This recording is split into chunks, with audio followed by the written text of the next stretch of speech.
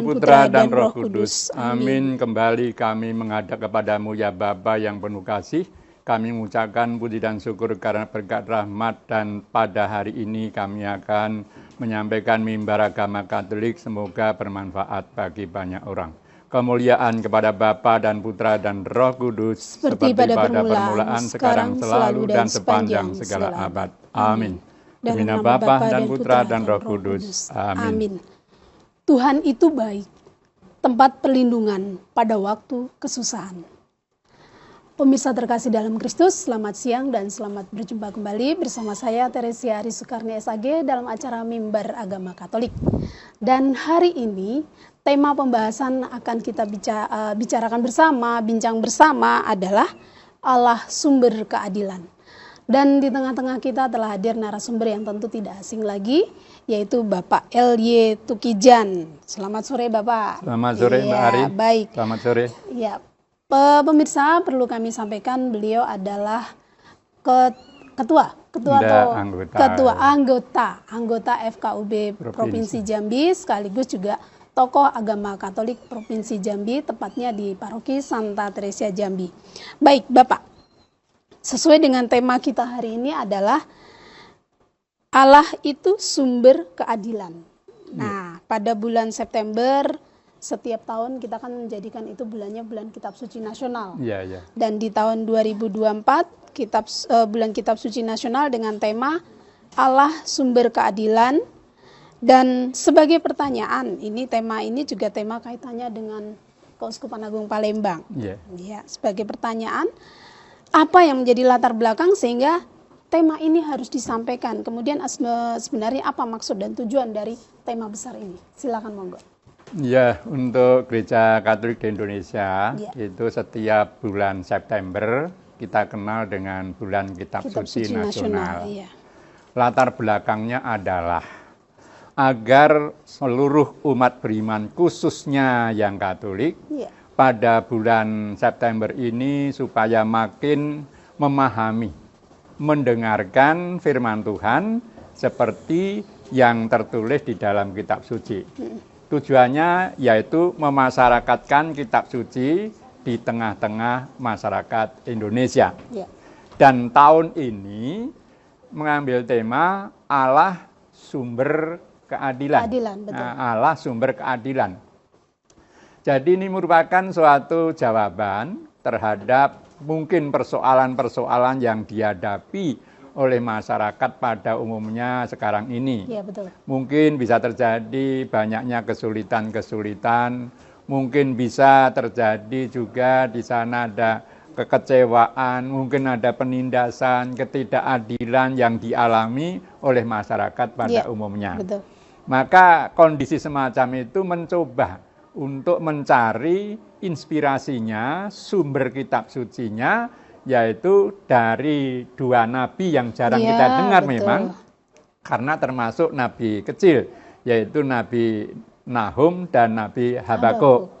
Dan kondisi pada saat Nabi Habakuk dan Nabi Nahum ini, pada saat itu juga bangsa terpilih juga menghadapi kondisi yang sama, yaitu kesulitan-kesulitan, penindasan, kekecewaan, dan sebagainya. Sehingga ini menjadi inspirasi untuk menjawab permasalahan-permasalahan yang dihadapi oleh masyarakat pada umumnya pada masa sekarang ini. Inilah yang menjadi latar belakang mengapa tema itu Allah menjadi sumber keadilan itu diangkat dalam bulan Kitab Suci Nasional tahun 2024, karena tiap tahun itu temanya berbeda-beda. Oke, monggo. Ya, baik, terima kasih.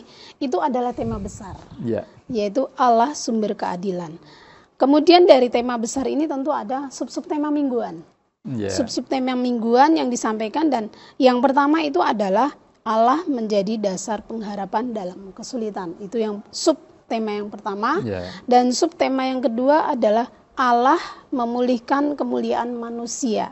Nah, dari dua subtema di atas sebenarnya apa maksud yang mau disampaikan, kemudian apa yang menjadi harapan untuk umat Katolik berkaitan dengan dua subtema tersebut.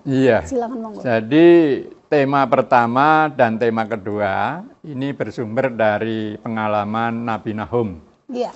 Yang pertama adalah Allah menjadi sumber dasar pengharapan dalam kesulitan. Dalam kesulitan. Kita tahu semua bahwa tidak ada manusia yang tanpa mengalami kesulitan, hambatan, mungkin tekanan, kekecewaan dengan segala macam bentuknya. Ini bisa disebabkan karena mungkin masalah ekonomi. Kalau kita perhatikan sekarang kan ekonomi kita itu tidak baik-baik. Ya, artinya banyak permasalahan-permasalahan. Ini bisa kita saksikan kehidupan real di dalam masyarakat. Mungkin juga permasalahan kesulitan karena hidup di dalam keluarga. Itu pun juga tidak gampang. Kadang juga mengalami banyak persoalan-persoalan yang muncul. Antara suami istri, lalu orang tua dengan anak, antara anak dengan orang tua. Mungkin juga kesulitan-kesulitan dengan pekerjaan. Banyak orang yang kadang-kadang tidak begitu gampang itu mendapatkan pekerjaan. Jadi itu bermacam kesulitan, bermacam masalah, bermacam penderitaan, mungkin tekanan-tekanan dengan segala macamnya. Itulah yang boleh dikatakan harus kembali kepada Allah. Ya. Nabi Nahum kan mengingatkan agar kita jangan melupakan Allah. Allah pasti menyertai, Allah pasti mendampingi, Allah pasti membantu. Maka jangan lupa menyampaikan doa-doa itu kepada Tuhan. Dan di dalam pengalaman, dalam kisah Nabi Nahum itu, ternyata doa yang disampaikan bangsa terpilih kepada Tuhan itu, ini terkabul, dibuktikannya dengan hancurnya Ninive. Yaitu ibu kota Assyria, yang di situ bisa dihancurkan, berarti tangan Tuhan berkarya. Jadi Tuhan pasti membantu, Tuhan akan melayani kita sesuai dengan rencana Tuhan dan cara Tuhan. Ini yang pertama, jadi intinya tidak boleh melupakan Tuhan dalam kondisi apapun, dalam kesulitan apapun. Jangan melupakan Tuhan. Lalu juga tema yang kedua berkaitan dengan Allah memulihkan kemuliaan. Manusia. Ya, betul. Kita tahu bahwa manusia itu porak-poranda rusak karena dosa yang dilakukan oleh manusia. Tetapi Tuhan kan menciptakan manusia tidak untuk menderita. Ya. Tuhan menciptakan manusia itu agar manusia itu bahagia. Nah, kalau ada penderitaan di situ, itu kesalahan dari pihak manusia. Diawali dengan jatuhnya manusia pertama, yaitu Adam dan Hawa. Tetapi Allah yang kasih, Allah yang penuh cinta kepada manusia, mengirim putranya, yaitu Yesus Kristus, untuk apa? Untuk mengembalikan kebahagiaan yang hilang. Untuk mengembalikan hubungan antara manusia dengan Tuhan supaya serasi kembali. Maka Allah hadir memulihkan martabat manusia supaya manusia ini martabatnya kembali dan pulih dalam hubungannya dengan Tuhan. Maka pada tema yang pertama, tema yang kedua ini saling mendukung satu dengan yang lain, di mana manusia tidak boleh melupakan Tuhan di dalam kesulitan apapun, lalu juga Tuhan akan mengembalikan martabat manusia sehingga manusia ini mulia kembali sesuai dengan martabatnya. Seperti yang dikehendaki Tuhan, manusia itu kan citra Allah, gambar Allah. Nah, rusak itu karena apa? Ya karena manusia tidak setia. Di samping itu juga jatuh kepada rayuan-rayuan dan iblis. Iya. Baik Pak Tukijan dan juga pemirsa terkasih dalam Kristus, mari kita saksikan pariwara berikut ini.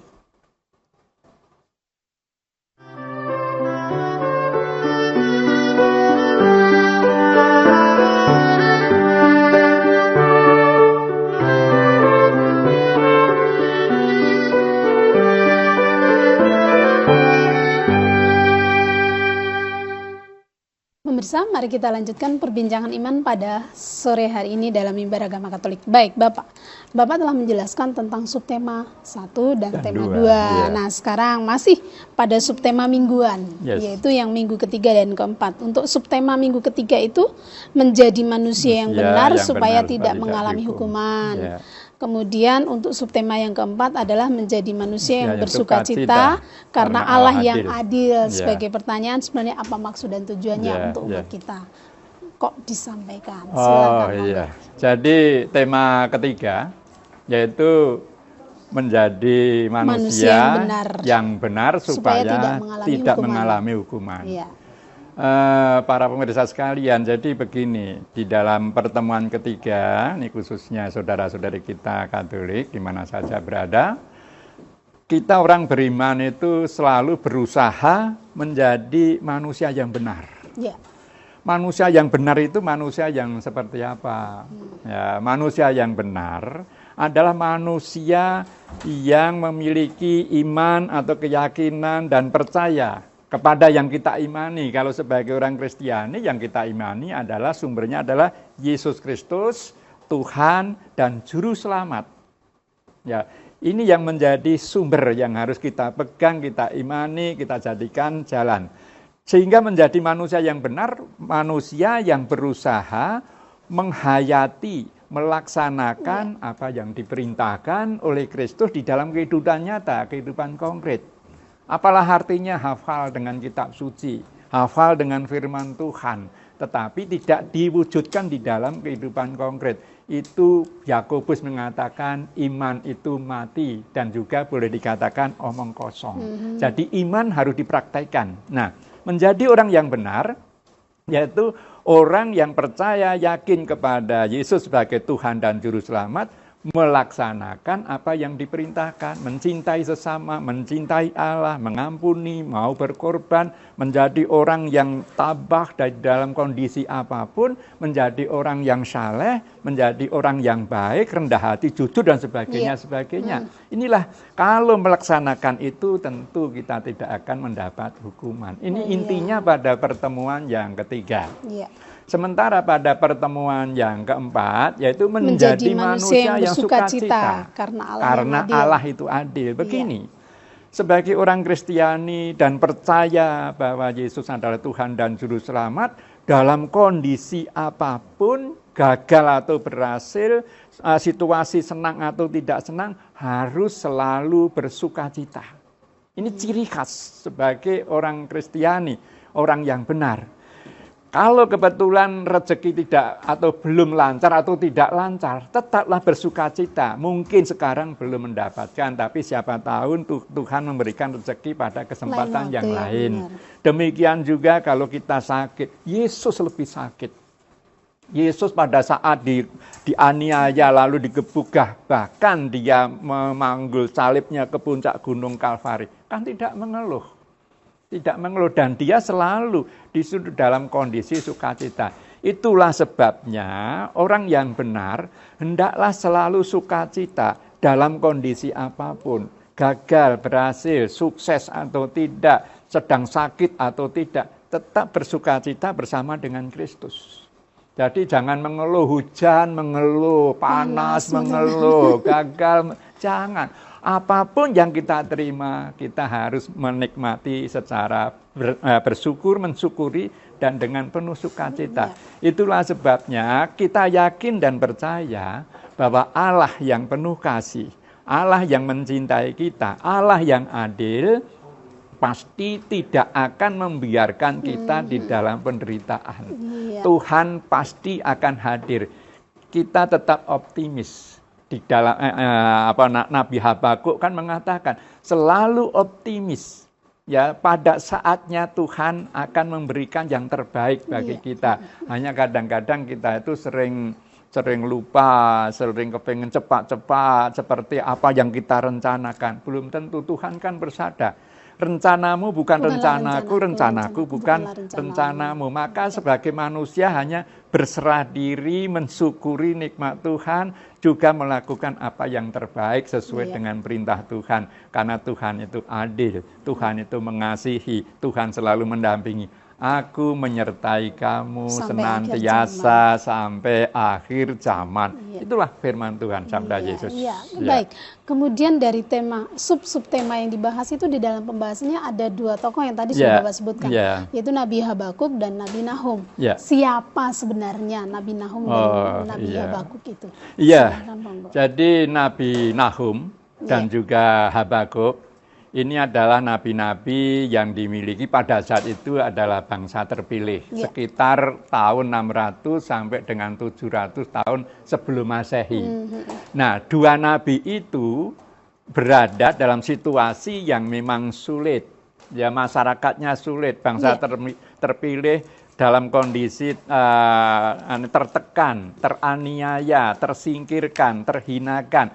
Tetapi Nabi Nahum selalu mengingatkan, jangan lupa kepada Tuhan yang selalu menyertai, mendampingi di dalam pergumulan itu. Demikian juga Nabi Habakuk selalu mengingatkan, orang yang benar akan hidup sesuai dengan kepercayaan. Dan selalu mengatakan Tuhan selalu menyertai, mendampingi, dan juga selalu mengingatkan kita bahwa Tuhan itu menyejarah di dalam kehidupan kita. Artinya menyejarah itu Tuhan selalu hadir di dalam peristiwa-peristiwa kehidupan kita.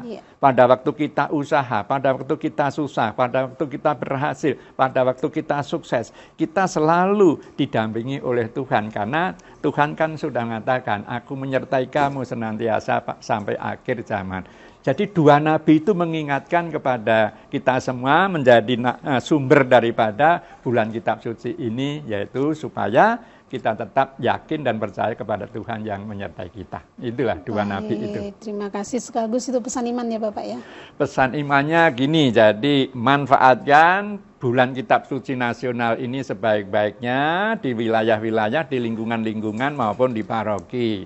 Lalu yang kedua, jangan melupakan Tuhan dalam kondisi apapun. Lalu yang ketiga, kita selalu berusaha, kita yakin dan percaya Tuhan itu selalu hidup di dalam kehidupan kita, dalam keluarga kita, dalam pekerjaan kita, dan seluruh kegiatan kita. Tuhan menyertai dan juga membangkitkan kita dan juga mendampingi kita dalam pergumulan hidup kita. Amin. Tuhan memberkati. Terima kasih pemirsa terkasih dalam Kristus. Terima kasih untuk kebersamaan kita dan juga Pak Tukijan yang sudah berkenan hadir bersama kita. Akhir kata saya Teresia Aris Sukarni SAG mengucapkan terima kasih. Selamat siang dan Tuhan memberkati kita semua. Amin.